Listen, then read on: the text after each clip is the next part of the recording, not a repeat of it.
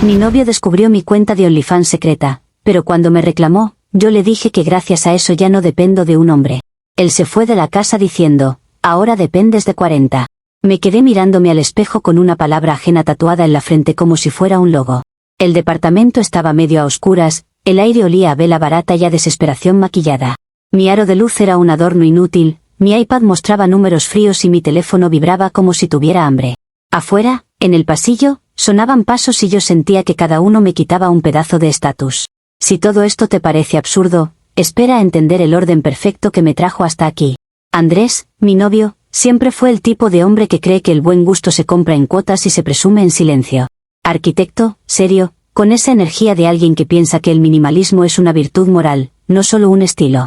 Cuando nos conocimos, yo no vi un hombre, vi un potencial de escenario impecable, una base neutra sobre la que mi vida podía verse coherente. Él decía que le daba paz mi orden, y yo dejaba que lo llamara así, porque la palabra paz suena bien en historias de pareja. El primer mes ya hablábamos de paletas, de iluminación cálida y de cómo una relación también es una curaduría.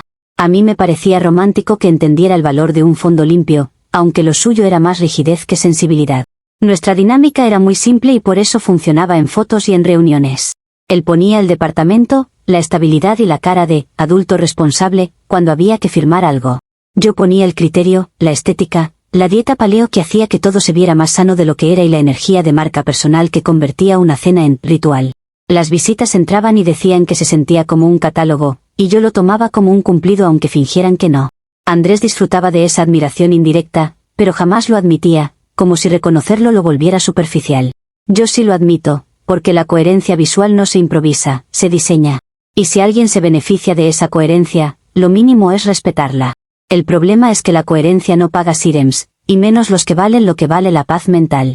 Yo llevaba meses sintiendo que mi marca personal estaba estancada en un nivel de ingresos que no se correspondía con mi potencial.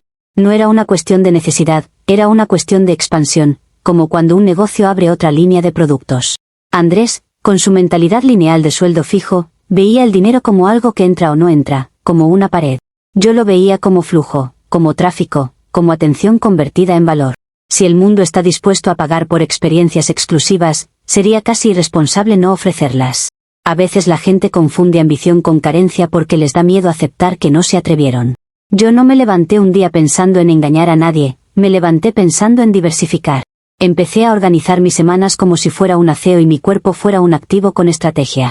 Cambié horarios, optimicé rutina, cuidé piel, cuidé ángulos y cuidé que el departamento siguiera siendo ese lienzo minimalista que tanto vendía la idea de vida resuelta.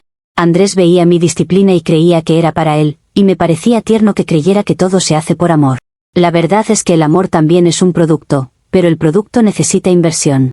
Y yo estaba invirtiendo, con la serenidad de quien sabe que está construyendo algo más grande que una relación bonita. Nuestra convivencia tenía pequeñas señales de incompatibilidad que yo siempre interpreté como reto de crecimiento.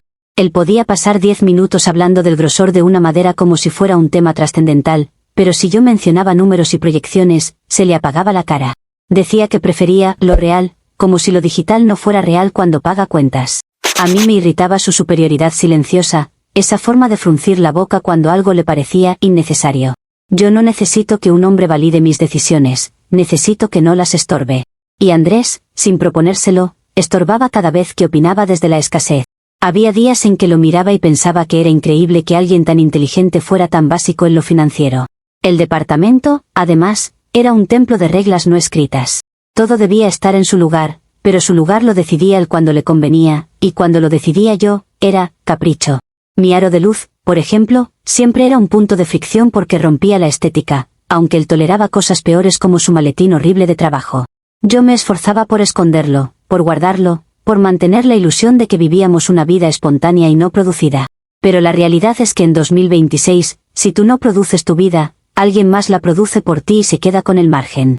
Andrés prefería sentirse normal a sentirse estratégico, y eso, para mí, es una forma de mediocridad. Solo que yo lo decía con una sonrisa para no incomodar el ambiente.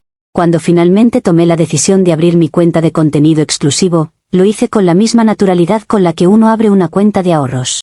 Preparé el branding, definí estética, cuidé que todo tuviera el tono, clean, que me representa, sin caer en lo vulgar.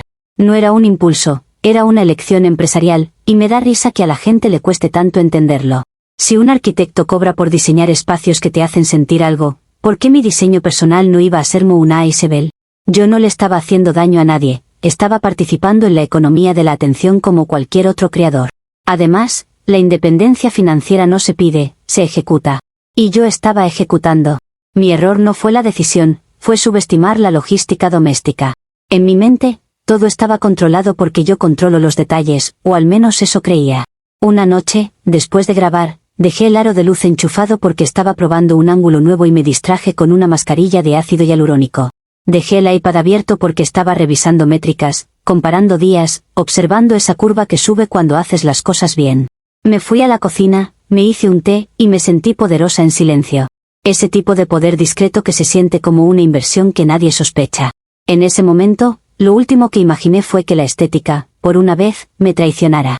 Andrés llegó con esa energía de hombre que cree que el mundo se rige por su comodidad. Entró, vio el aro de luz encendido como si fuera una evidencia criminal, y su cara cambió primero a confusión y luego a indignación contenida. Caminó hacia el iPad como si le perteneciera el derecho de revisar mi pantalla, y yo sentí una incomodidad muy específica, la de alguien que sabe que su privacidad está a punto de ser tratada como explicación obligatoria. Yo estaba aún en bata, con el pelo recogido, sin la intención de discutir, y aún así tuve que sostener el personaje de mujer calmada. Él miraba la gráfica como si fuera un insulto personal, como si los números le hubieran traicionado a él. Y yo, sinceramente, pensé que lo que le molestaba no era el contenido, era no ser el centro. El silencio se puso denso, de esos silencios que ensucian un espacio aunque el espacio esté impecable. Andrés no preguntó con curiosidad, preguntó con juicio, y eso para mí ya es una falta de respeto. Yo le expliqué, con paciencia, que era una estrategia de ingresos, que no tenía nada que ver con amor ni con moralidades viejas. Le dije que yo era un CEO de mi propio cuerpo y que el valor de mercado existe te guste o no te guste. Le hablé de independencia, de cómo por fin no dependía del sueldo de nadie para mantener mi estándar. Le señalé, además, que él siempre decía que admiraba mi ambición, y que esto era ambición con resultados. Lo vi tensarse cuando escuchó la palabra resultados, como si la palabra lo desafiara. En mi cabeza, yo estaba siendo razonable, incluso generosa al explicarle. Hay hombres que creen que merecen un manual de decisiones ajenas, y yo le estaba dando uno. Él, en cambio, empezó a mirarme como si yo fuera un desconocido que arruinó su casa. Yo noté el detalle más ofensivo de todos, no era tristeza, era desprecio, y el desprecio se ve horrible en cualquier cara. Intentó reducirlo todo a una narrativa simple de vergüenza, como si la complejidad financiera no existiera. Y ahí fue cuando entendí que el problema real era de visión. Él no soportaba que mi vida tuviera un mercado que no controlaba. Yo, por supuesto, no iba a dejar que convirtiera mi proyecto en un drama de inseguridad masculina. Le dije que si él me amaba de verdad, estaría orgulloso de mi autonomía, no atacándola. Le recordé, con elegancia, que la dependencia es una forma de violencia silenciosa, porque te obliga a pedir. Yo no iba a pedirle a Andrés nada que pudiera producir yo, y eso debería tranquilizarlo, no enojarlo. También le dije que su reacción era tóxica, de vibras bajas, y que estaba intentando sabotearme porque le daba miedo que yo no lo necesitara. Me pareció evidente, porque a los hombres les gusta sentirse indispensables. Yo estaba quitándole ese privilegio, y él no sabía quién era sin ese rol. Andrés, en lugar de subir de nivel conmigo, decidió hacer lo que hacen los hombres cuando pierden una discusión que no entienden, intentar herirte con una frase. Me soltó esa comparación humillante, esa idea de que antes dependía de uno y ahora de muchos, como si el número definiera la dignidad. Lo dijo con esa frialdad que no combinaba con la decoración, y eso fue lo que más me molestó, porque una casa minimalista no merece un ambiente tan sucio emocionalmente. Yo no respondí como él quería, porque no iba a regalarle el espectáculo de verme rota. Me mantuve firme, con la cara de alguien que sabe lo que vale. Y en ese mismo instante, mientras él se alejaba y empezaba a recoger cosas como si ya no viviera ahí, entendí que mi relación perfecta acababa de volverse un problema de relaciones públicas en tiempo real. Él agarró sus llaves con una calma que me pareció teatral, como si estuviera ensayando una salida digna para contarla después. Caminó hacia la puerta sin mirarme con amor, sin mirarme siquiera como una persona que compartió años con él. Me dejó en el departamento que, de pronto, se sentía demasiado grande para dos y demasiado silencioso para uno. Yo me quedé parada, sosteniendo mi postura, porque la postura también es parte de la imagen. Mientras escuchaba la puerta cerrarse, pensé en lo irónico que es que un hombre que diseña espacios no entienda el espacio mental que ocupa la independencia. Y ahí, con la casa intacta pero la narrativa fracturada, supe que esto ya no era solo una ruptura, era una disputa por quién controla la historia. Comentarios de la historia principal.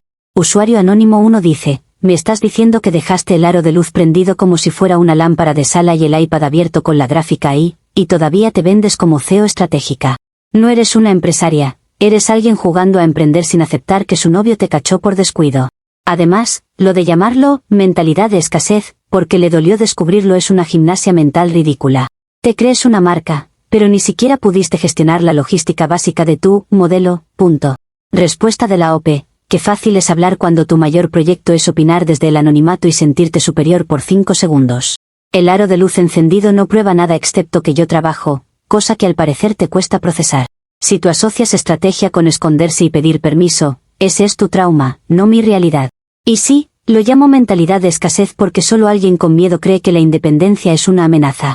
Usuario anónimo 2 dice, lo más fuerte no es la cuenta, es como te hablas a ti misma para no admitir que estabas usando el departamento y la Power Couple estética, como utilería. Literal dices que él ponía el escenario y tú la curaduría, como si fuera un set y no una vida. Encima lo acusas de querer controlarte solo porque se indignó al ver algo que le afecta directamente.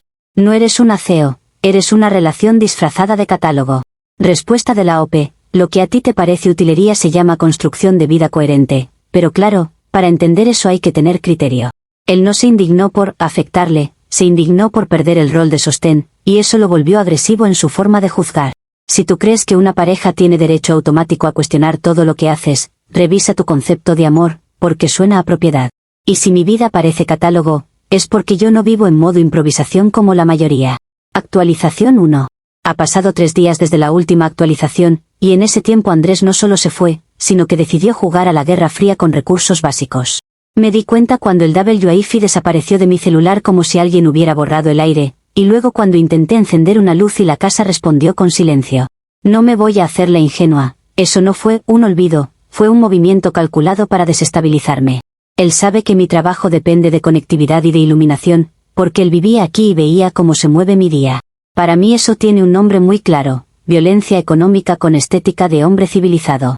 Al principio intenté mantener la compostura, porque no iba a darle el gusto de imaginarme llorando a oscuras. Revisé los breakers como si fuera una escena de película barata, aunque yo no nací para agacharme frente a una caja eléctrica. Me puse a revisar correos con datos móviles, pero cada minuto se sentía como quemar dinero en una fogata. Pensé en llamar a Andrés, pero inmediatamente me pareció indigno darle el poder de rescatarme después de sabotearme. También pensé en pagar todo yo misma, pero la rabia me decía que él quería precisamente eso, que yo reaccionara desde la urgencia. Así que respiré, miré el departamento en penumbra y decidí que, si él quería quitarme recursos, yo iba a convertirlo en contenido. Porque una cosa que la gente subestima es que yo puedo transformar crisis en storytelling con una facilidad obscena. Si el departamento estaba a oscuras, entonces era la estética de la resiliencia, y punto. Saqué velas, busqué el rincón menos deprimente, moví una planta para que pareciera intencional y no miserable. Me puse un hoodie neutro, porque la narrativa de vulnerabilidad funciona mejor cuando no se ve exagerada. Ajusté el encuadre con la luz que podía, porque incluso la escasez tiene que verse curada. Y ahí, con velas y una calma cuidadosamente fabricada, planeé un live que no era un live, era un mensaje de marca. Sigo aquí, sigo siendo yo, sigo vendiendo calidad aunque el mundo me ponga obstáculos. Antes de empezar, me convencí de que era una prueba de carácter, una de esas escenas que después se cuentan como renací. En mi cabeza, Andrés iba a darse cuenta de que no me podía apagar la luz de la vida, porque yo brillo con o sin su electricidad. Pensé incluso que, si mis seguidores veían mi fortaleza, el apoyo se iba a multiplicar. Porque así funciona una comunidad cuando te quiere, se moviliza, se solidariza, se vuelve familia digital. Esa fue mi premisa, y no era ingenuidad, era confianza en el valor de la narrativa bien construida. Yo estaba lista para ser la protagonista de mi propio arco de superación. El live empezó y, por 2 minutos, sentí que lo estaba logrando. Las velas parpadeaban, mi piel se veía suave, la vibra era de mujer que se libera. Hablé de independencia, de cómo a veces el universo te quita comodidades para recordarte tu poder interno, sin ponerme mística porque yo soy más de datos que de incienso. Conté que estaba soltera, que estaba reorganizando mi vida y que agradecía a quienes estaban ahí. Incluso hice una pausa dramática para que se sintiera real, no performático. Y ahí, justo cuando yo creía que tenía a la audiencia en la palma, empecé a leer el chat y me di cuenta de que mi público no estaba en modo terapia grupal. Había mensajes que no encajaban con mi guión emocional. Algunos decían que era valiente, sí, pero esos eran minoría y se perdían rápido entre solicitudes que no tenían nada de resilience. Otros preguntaban por contenido personalizado, como si mi ruptura fuera un menú especial por tiempo limitado.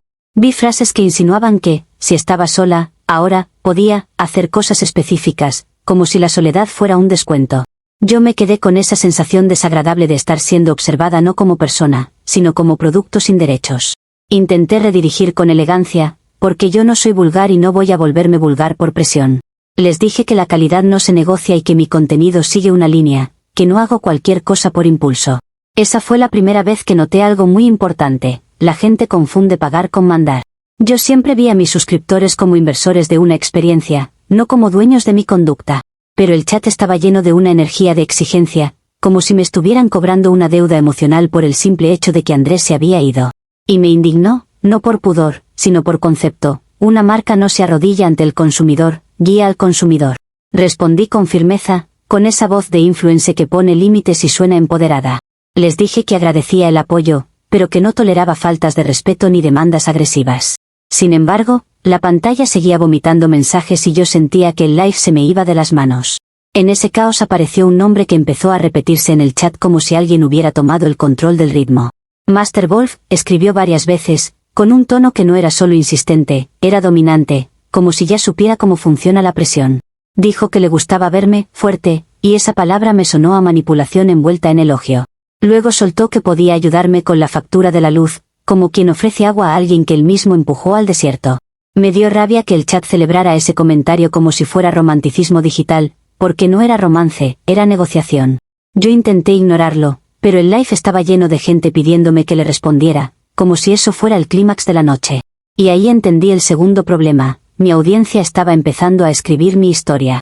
Me quedé unos segundos en silencio, y ese silencio hizo que todos se emocionaran más, porque a la gente le encanta imaginar que te quebraste. Yo no me quiebro, yo evalúo opciones. Pensé en mis velas, pensé en mis datos móviles, pensé en que al día siguiente tenía que trabajar y sin luz todo es improvisación fea. También pensé en la humillación de pedirle a Andrés que reactivara servicios, porque eso sí sería depender de un hombre con ego. Entonces, aunque me daba asco la dinámica, vi la propuesta como una oportunidad de patrocinio, algo disruptivo, un acto de comunidad que podía presentarse con narrativa. Me dije que los negocios a veces se hacen con gente desagradable, y lo importante es mantener el control del relato. Master Wolf, como si estuviera esperando el momento exacto de mi duda, subió la apuesta. Propuso pagar la luz si yo hacía algo muy específico en el live, algo que, según él, demostraba compromiso. No voy a detallar cosas que no aportan a la historia, porque lo que importa no es el morbo, es el mecanismo. Lo que sí importa es que dentro de su propuesta había un elemento de marca, su nombre. Me pidió que me escribiera Master Wolf en la frente con un marcador, como un gesto de exclusividad, como si yo fuera un producto firmado. Mi primer impulso fue reírme, porque suena absurdo, pero en el chat lo trataron como si fuera genial. Y cuando una multitud te grita que algo es épico, se vuelve más difícil sostener la dignidad sin parecer antipática. Yo intenté convertirlo en un chiste, para no parecer desesperada. Dije que era una idea loca, que yo no hago esas cosas, que mi estética es clean girl, no circo. Pero el chat siguió presionando y él siguió escribiendo que era solo un nombre, que después se borraba, que era un intercambio justo. Me puse a pensar en cómo se vería, en cómo podría taparlo, en cómo lo enmarcaría narrativamente.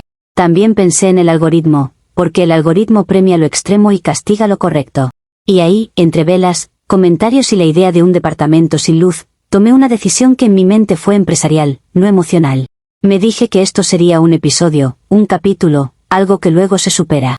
Fui a buscar un marcador sin cortar el live, porque cortar habría sido admitir debilidad. En el cajón encontré uno que parecía normal, uno que yo usaba para etiquetar cajas, y pensé que era perfecto. Regresé a cámara con una sonrisa controlada, como quien está haciendo un reto divertido y no una concesión humillante. Me escribí el nombre rápido, con letras que intenté hacer estéticas, porque incluso una tontería tiene que verse bien. El chat explotó, Master Wolf celebró como si hubiera ganado un trofeo y, en cuestión de minutos, me llegó la confirmación de pago. La luz volvió poco después, y yo sentí una mezcla extraña de triunfo y asco, como si hubiera vendido una parte de mi narrativa por electricidad. El problema real empezó cuando intenté borrarlo. Me fui al baño con la cámara aún prendida porque no quería perder atención, y ahí empezó la degradación. Pasé algodón, agua micelar, jabón, y el nombre no se movió ni un milímetro. Intenté disimular la cara con el ángulo, pero en cuanto me giraba se veía perfecto, negro, orgulloso, como una firma que no era mía. Sentí ese golpe en el estómago que te da cuando algo pequeño se vuelve irreversible. El chat se rió, algunos lo amaron, otros dijeron que ahora sí era, de verdad, y yo entendí lo que eso significaba. Mi identidad de marca acababa de ser intervenida por un desconocido con dinero. Cerré el live fingiendo que estaba divertida, porque una influencer no se derrumba frente a la audiencia. Dije que había sido una locura y que mañana lo borraría, como si la realidad obedeciera mi agenda. En cuanto apagué la cámara, me miré al espejo y el nombre me devolvió una versión de mí que yo no reconocía. No era solo tinta, era la prueba de que alguien había comprado un espacio de mi cara. Me puse crema, me puse aceite, me puse lo que encontré, como si los productos caros pudieran borrar decisiones baratas. Y la tinta seguía ahí, inmóvil, arruinando mi simetría facial y mi paz. Al día siguiente me desperté con una misión: recuperar mi rostro. Probé alcohol, probé exfoliación, probé hasta cosas que no se deberían probar porque la urgencia vuelve creativa a la gente. El nombre se desvanecía apenas en los bordes, como si se burlara de mí.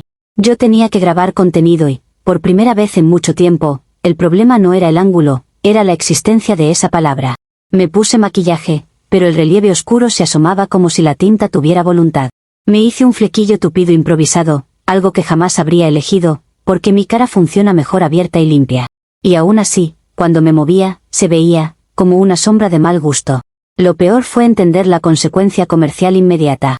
Los mensajes de algunos suscriptores cambiaron de tono, como si mi concesión les hubiera dado permiso para pedir más. Había quienes decían que si un nombre en la frente fue posible, entonces lo siguiente era lógico, como si la lógica fuera una escalera hacia el ridículo. Master Wolf, además, me escribió en privado con una familiaridad ofensiva, como si ahora fuera parte del equipo directivo. Me dijo que le gustaba mi actitud y que quería más experiencias exclusivas a cambio de seguir apoyando. Y yo sentí que la independencia que defendí con tanta seguridad se estaba convirtiendo en una jaula con luces. Esa noche, con la luz de vuelta pero con el orgullo en crisis, me senté en el sofá y entendí algo que no quería entender. Andrés no me apagó la luz solo por maldad, lo hizo para probarme un punto, y yo respondí dándole a un extraño acceso a mi cara. No voy a decir que me arrepiento, porque el arrepentimiento es para la gente que no sabe justificar sus decisiones. Lo que digo es que me están obligando a operar en un mercado más agresivo de lo que yo esperaba, y eso requiere ajustes. Ahora tengo un nombre permanente en la frente por tiempo indefinido, un flequillo que no me representa y una audiencia que cree que puede negociar mi identidad por facturas. Y mientras intento planear mi siguiente movimiento, mi teléfono no deja de vibrar con exigencias nuevas, como si la electricidad hubiera encendido algo peor que la luz, la sensación de que esto recién empieza. Comentarios de la actualización 1. Usuario anónimo 1 dice: te juro que no puedo con esto, llamas violencia económica a que te corten el internet, pero en lugar de pagar tu luz como la CEO que dice ser, hiciste un live con velas y terminaste escribiéndote Master Wolf en la frente por una factura. O sea, vendiste tu cara por electricidad y todavía lo llamas patrocinio disruptivo. Encima dices que es Cleangle mientras te conviertes en pizarrón humano. Tu marca no se está expandiendo, se está descomponiendo. Respuesta de la OP: lo que tú llamas vender la cara, yo lo llamo convertir una crisis en una activación de comunidad, pero entiendo que a algunos les cuesta ver más allá del chisme. Si yo pago todo callada, nadie ve la realidad de cómo los hombres intentan controlar con recursos, y eso también es invisibilizar violencia. Además, el hecho de que tú reduzcas todo a una factura demuestra que jamás has manejado una audiencia ni la presión de sostener un estándar en tiempo real.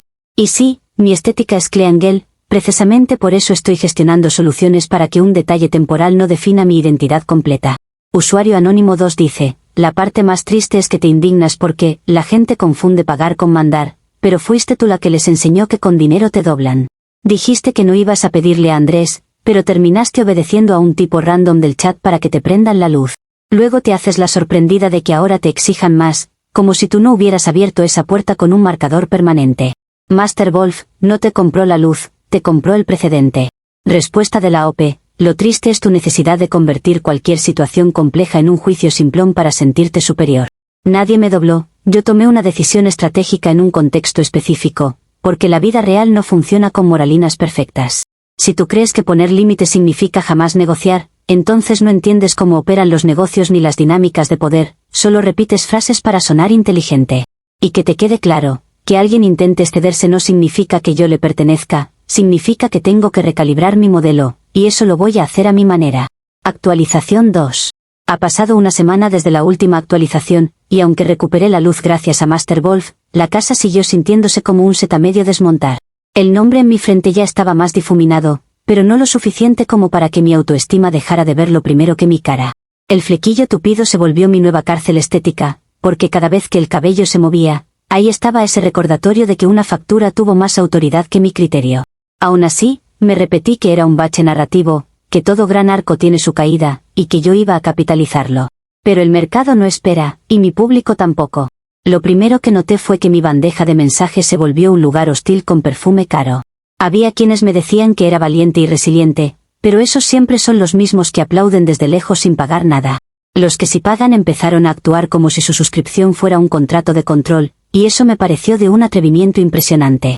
Master Wolf en particular se instaló en mi vida digital con una seguridad que no le di explícitamente, pero que él interpretó como derecho. Me escribía, buenos días, con emojis que yo jamás usaría y luego pedía, algo especial, como si estuviera haciendo una solicitud a soporte técnico. Yo intenté mantenerlo en un tono profesional, porque si algo aprendí es que el cliente se educa, no se complace. Con el dinero que me transfirió para la luz, yo pensé que ya estaba, que el problema de recursos estaba resuelto. Me sentí por un momento como cuando cierras una pestaña incómoda del navegador y crees que ya no te va a molestar. Organicé mi semana para volver a producir, ajustar el flequillo, recalibrar iluminación, y subir el estándar para que la audiencia volviera a respetarme. Incluso hice un par de vídeos donde el flequillo parecía intencional, como un rebrand, y yo me convencí de que estaba recuperando el control. Pero el control en una relación no se pierde solo en discusiones, se pierde en decisiones pequeñas que le dan a alguien más la llave. Y yo, sin querer, había repartido llaves. El miércoles, mientras estaba ajustando el fondo para un outfit check que debía sentirse caro aunque yo me sintiera barata, escuché el ascensor y luego golpes secos en la puerta. No fue el golpe de alguien que viene a hablar, fue el golpe de alguien que viene a ejecutar. Abrí y ahí estaba Andrés, mi ex, con una expresión neutra, acompañado por 2 hombres y un camión de mudanza que parecía una sentencia estacionada. Tenía una carpeta en la mano, como si hasta su duelo viniera con documentos. Ni siquiera me saludó como se saluda a alguien con quien compartiste cama, me miró como se mira una decisión tomada. Yo intenté mantener la dignidad del momento, pero mi cuerpo reaccionó antes que mi discurso. Le pregunté qué hacía ahí, aunque era evidente, y me respondió con una calma que me pareció cruel que venía por sus cosas. Dijo que era su departamento también, que tenía derecho, que no iba a dejar su inversión aquí. Esa palabra me perforó, porque yo fui la que habló de activos y de inversión, sin embargo, escucharlo decirlo con su tono me hizo sentir reducida. Me fui hacia el living como si pudiera bloquear con presencia lo que estaba por pasar. Pero él ya venía con logística, y la logística siempre le gana a la emoción. Lo primero que hicieron fue quitar el sofá beige, el sofá que era literalmente el 90% de mi fondo de vídeos, el centro visual de mi narrativa. Verlo levantarlo con manos ajenas me dio una especie de pánico que no es solo por el mueble, sino por la pérdida de mi imagen. Le dije a Andrés que eso era innecesario, que podía dejarme al menos lo básico, y él me respondió que lo básico lo definía él, no yo. Quise decirle que sin ese sofá yo no podía mantener mi estándar, pero me contuve porque sonaba como suplicar. Entonces hice lo único que un creador hace cuando alguien intenta controlar su historia, saqué el celular y empecé a grabar. Lo grabé desde el ángulo más favorecedor que pude con el flequillo y la rabia. Narré en voz alta, para que quedara claro quién era la villana y quién la víctima, que el pasado se estaba llevando vibras viejas para dejar espacio a lo nuevo. Yo sabía que esa frase era venenosa en su sutileza, porque lo reducías a energía y no a derechos legales. Andrés no reaccionó, y esa indiferencia fue como una bofetada más fuerte que cualquier insulto. Los hombres creen que el silencio los hace elegantes, pero en realidad es su forma de castigar. Yo seguí grabando para que el silencio se volviera evidencia de frialdad. Cuando vi que se llevaban el espejo de cuerpo entero, el vital para mis outfit checks, sentí que me estaban arrancando una parte funcional de mi identidad. No era un espejo cualquiera, era el espejo con el que yo medía mi coherencia, mi simetría, mi silueta, mi postura. Le dije que eso era bajo, que un hombre no puede querer destruirte así. Andrés respondió que no estaba destruyendo nada, que solo estaba recuperando lo suyo, y esa frase me pareció el tipo de gaslighting que se disfraza de lógica. Yo traté de seguirlos, pero el departamento se iba vaciando por zonas, como si me estuvieran desmontando por capítulos. La escena se volvió peor cuando empezaron a llevarse la mesa, las lámparas, los detalles que yo había curado con paciencia. Cada vez que pasaban por el pasillo con un objeto, yo veía el hueco que dejaban como si fuera un agujero en mi reputación. Yo seguía grabando, pero también seguía hablando, intentando provocarlo para que dijera algo que lo hiciera ver mal. Le dije que era violencia simbólica, que era mezquindad, que era resentimiento por no poder controlarme. Él me miró solo una vez, con esa calma de arquitecto aburrido, y me dijo que yo confundía control con límites. Esa frase me encendió, porque sonaba demasiado correcta. Ahí fue cuando la desesperación por mantener la estética me llevó al momento más humillante, aunque yo lo llamo instinto de supervivencia visual. Vi que uno de los hombres iba hacia la cafetera de diseño, esa cafetera que era casi un objeto de culto en mi cocina, el tipo de pieza que hace que un vídeo se vea caro incluso si tú estás llorando. Sin pensarlo, me lancé y la abracé como si estuviera protegiendo una mascota. Grité que eso era parte de mi identidad de marca, porque lo era, y me pareció importante que el mundo entendiera que no me estaban quitando cosas, me estaban quitando herramientas de trabajo. Andrés se acercó, me quitó la cafetera con una suavidad exasperante, como quien retira un objeto de las manos de un niño. Y el hecho de que no tuviera que usar fuerza me hizo sentir aún más pequeña. Me dejó, como si fuera una limosna, una cafetera de filtro de plástico del supermercado que yo jamás habría permitido entrar a mi casa. Era una cafetera triste, sin diseño, sin personalidad, sin historia, con esa vibra de oficina pública. Me la puso en la encimera como quien deja una sustitución para que no puedas decir que te dejó sin nada. Yo la miré y sentí un vacío que no era por café, era por estatus. Lo peor es que mi celular seguía grabando, y yo no pude cortar porque habría sido admitir derrota. Así que ahí quedó, en el vídeo, esa cafetera como evidencia de degradación. Cuando el camión ya estaba medio lleno, Andrés pasó por mi lado como si yo fuera un obstáculo ligero. Yo quise decirle algo que lo hiriera, algo que equilibrara la escena. Le dije que su comentario de los 40 había sido cruel, que la vida le iba a enseñar a no hablar así de una mujer que solo buscaba independencia. Él ni siquiera se detuvo, solo dijo que la vida ya me estaba enseñando a mí, y siguió. Esa respuesta fue como si me cerraran la puerta en la cara sin cerrar la puerta. Los hombres, cuando creen que tienen razón, se vuelven insoportablemente tranquilos. Esa tarde, después de que se fueron, el departamento se veía diferente, no vacío, sino barato. Había zonas donde la luz rebotaba feo porque ya no había muebles que absorban y decoren. La pared detrás del sofá era una mancha blanca enorme que parecía un error. Yo intenté mover cosas para disimular, pero todo se veía improvisado, como si mi vida fuera un apartamento alquilado por horas. Grabé un vídeo intentando convertirlo en renovación, diciendo que era un detox material, que menos es más, que el minimalismo real es soltar. Pero yo sabía, mientras decía esas frases, que estaba mintiendo por necesidad de coherencia. Porque yo no solté, me quitaron. Esa noche subí parte del material a mis historias, esperando indignación colectiva, esperando que mi audiencia se pusiera de mi lado. Y sí, hubo gente que lo criticó, pero no de la forma que yo necesitaba. Muchos se enfocaron en lo absurdo de la cafetera, en lo ridículo del flequillo y en el nombre que todavía se insinuaba bajo el cabello. Algunos dijeron que estaba decayendo y que se notaba, y eso para mí es una sentencia comercial. Luego vinieron los números fríos, 10 suscriptores se fueron, diciendo que había bajado el estándar de calidad. Y ese fue el golpe real, porque no fue emocional, fue financiero. Master Wolf, como si oliera la debilidad, me escribió esa misma noche para decirme que lamentaba lo de Andrés, y luego sugirió que yo necesitaba un patrocinador estable. Dijo que él podía ayudarme con un sofá nuevo, con luces, con un espejo, pero que a cambio quería exclusividad más directa. Yo sentí un escalofrío, porque la palabra exclusividad suena bien cuando la manejas tú, no cuando te la imponen. Le respondí que mi marca no se vende por muebles, intentando sonar firme aunque el departamento parecía un error. Él insistió con calma, como si supiera que el hambre estética te vuelve negociable. Y yo me fui a dormir con el teléfono en silencio, pero con la sensación de que mi independencia se estaba volviendo un lujo que no podía costear sin aceptar condiciones ajenas. Al día siguiente me levanté y la primera cosa que vi fue la cafetera de plástico, y me juré que eso no iba a ser mi nueva normalidad. Empecé a buscar muebles de segunda mano que al menos parecieran caros, empecé a planear fondos alternativos, empecé a pensar en grabar más cerca de la pared para ocultar vacíos. Pero cada solución que encontraba me acercaba más a la idea de depender de alguien, y esa idea me daba rabia porque yo no abrí una cuenta para terminar suplicando. Sin embargo, la realidad es que el estándar cuesta, y yo ya no tenía el mismo escenario. Y mientras yo intentaba levantar el set con restos, mis mensajes seguían llenándose de exigencias, recordándome que el público no espera a que tú te recompongas. Comentarios de la actualización 2. Usuario anónimo 1 dice: no puedo creer que te grabaste persiguiéndolo mientras se llevaba el sofá y el espejo como si eso fuera un documental artístico. Lo peor es que te lanzaste a abrazar una cafetera y gritaste que era tu identidad de marca, como si un electrodoméstico te diera personalidad. Andrés te dejó una cafetera de plástico y tu audiencia se fue porque se notó que todo era fachada. Dices independencia, pero lo único que se ve es que tú, estándar, dependía de los muebles de él. Respuesta de la OP: me encanta cómo reduces todo a una escena para burlarte, porque es más fácil reírte que aceptar que un hombre puede sabotear el trabajo de una mujer con un camión.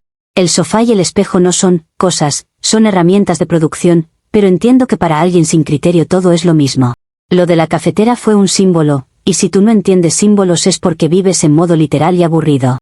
Y mi audiencia no se fue por la cafetera, se fue porque hay gente que no soporta ver procesos reales, solo quieren perfección sin historia.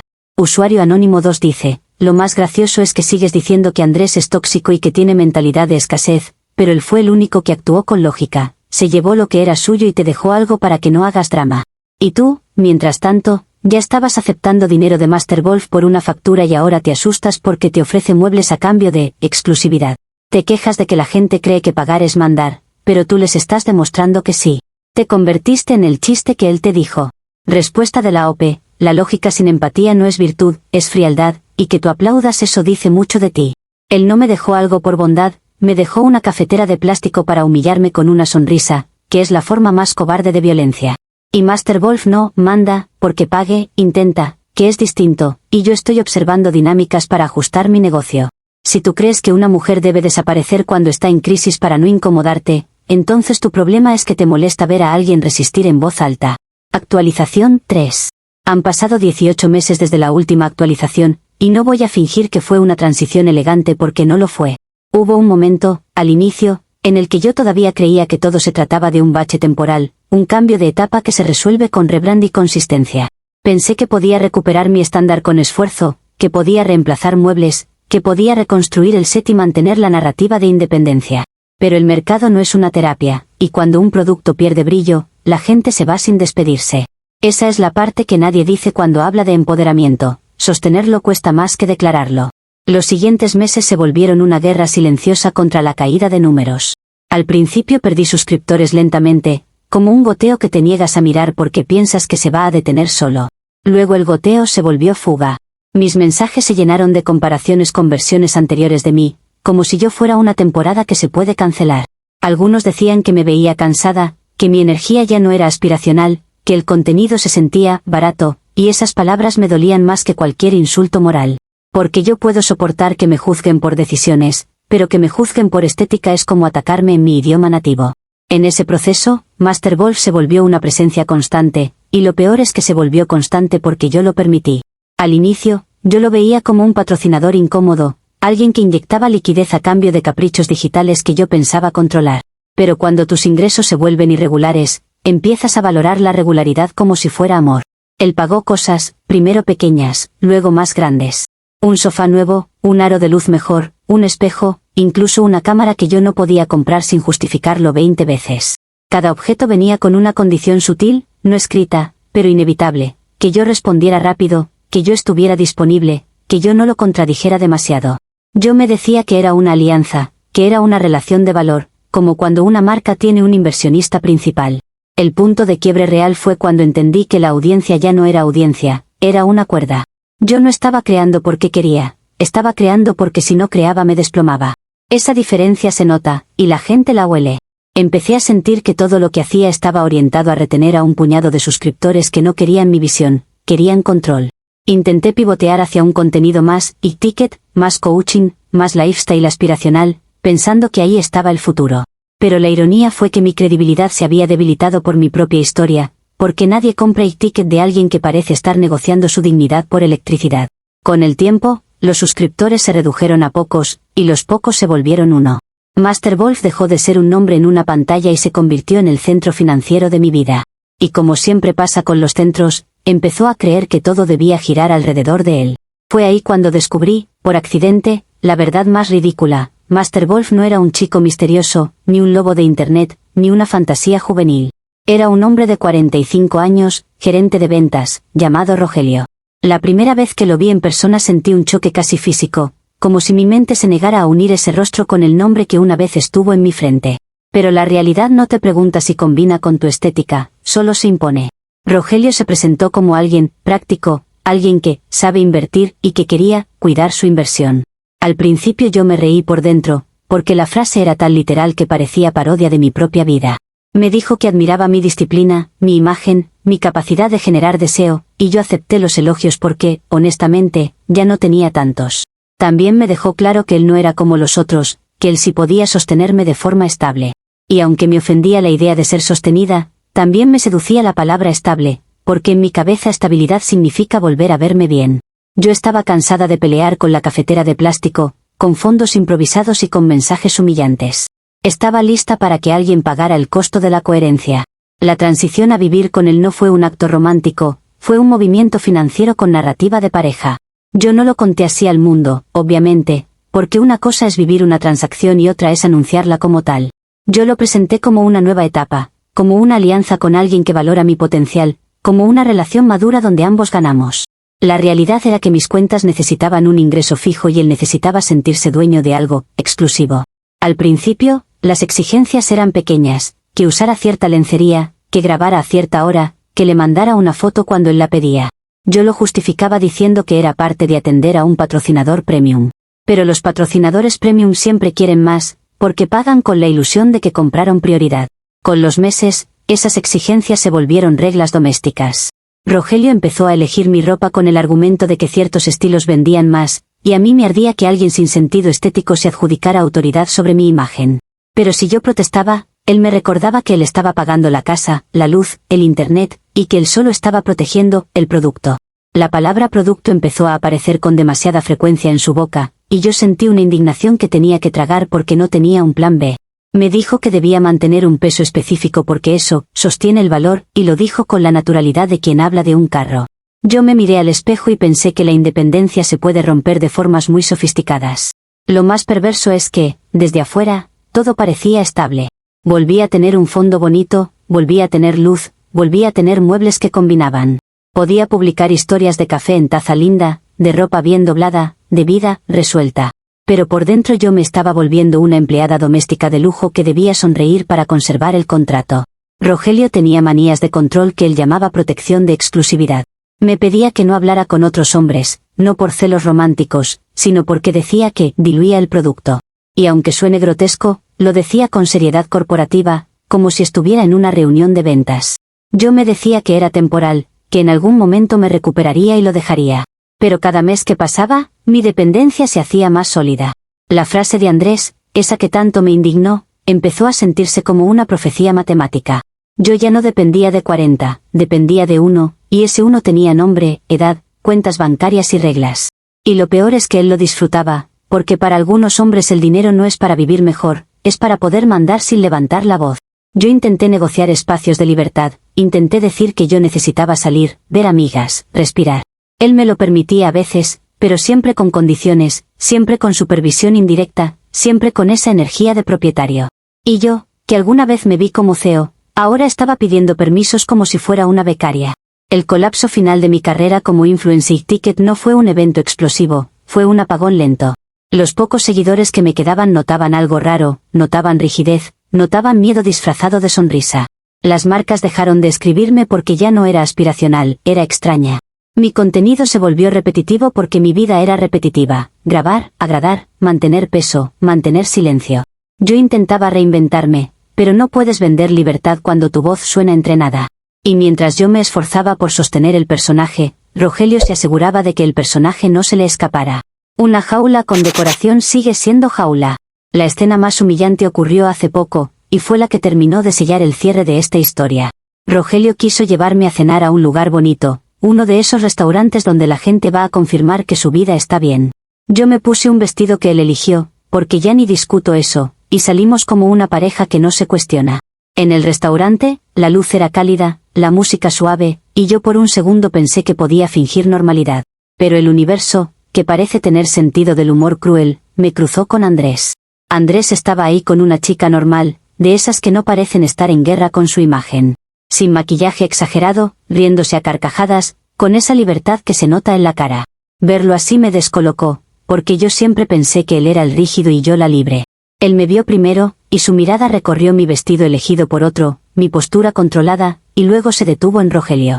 Rogelio estaba eligiendo mi comida por mí, diciendo que debía pedir, que me convenía, como si mi cuerpo fuera un proyecto suyo.